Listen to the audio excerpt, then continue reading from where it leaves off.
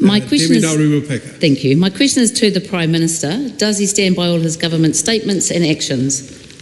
The Prime Minister. Thank you, Mr. Speaker. Yes, and in particular our action to unlock growth in regional New Zealand. Whether it's farming, fishing, mining or forestry, our government backs our primary industries to lift incomes and create opportunities in regional New Zealand. That's why it was actually really great to see Tairāwhiti Mill is set to reopen in the coming months under new owners, adding value and creating quality jobs in our regional economy.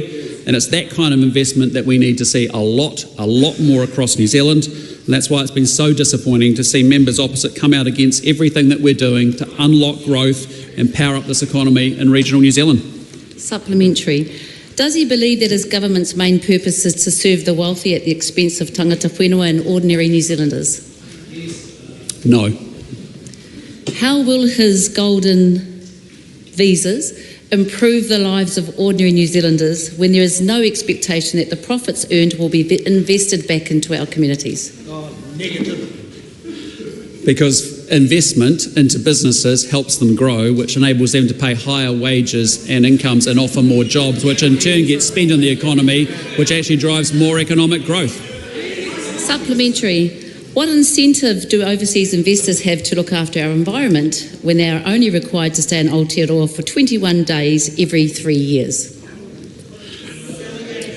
But before the last Labour government made some very restrictive changes to the active investor visa, this was a country that benefited by $2.2 billion from investment coming from these people into New Zealand. Under the changes of the no government of Labour, the one that ran the economy into the ground, there was $70 million raised over 13 projects in a 2-year period.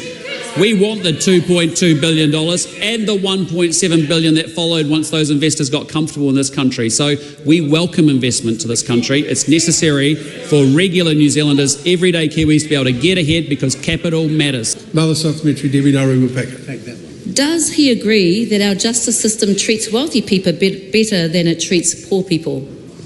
No. Supplementary. Does he agree that our name suppression laws can be abused by the wealthy and people in power?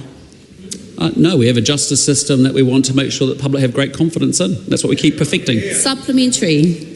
Should an upcoming election ever be used as an excuse to grant or extend name suppression? Again, I'm not clear where the member's going with their line of questioning. What I'd say very clearly is that this is a government that's about restoring law and order. We're doing a great job doing exactly that. Well, supplementary. Just a moment. Just want to make it clear that questions that seek to effectively question a decision by a court are not appropriate in this House. Supplementary. Why does the Prime Minister of the Cook Islands have to consult the New Zealand government before a visit to China, but the New Zealand government doesn't have to consult Māori when they try to rewrite Te Tiriti o Waitangi?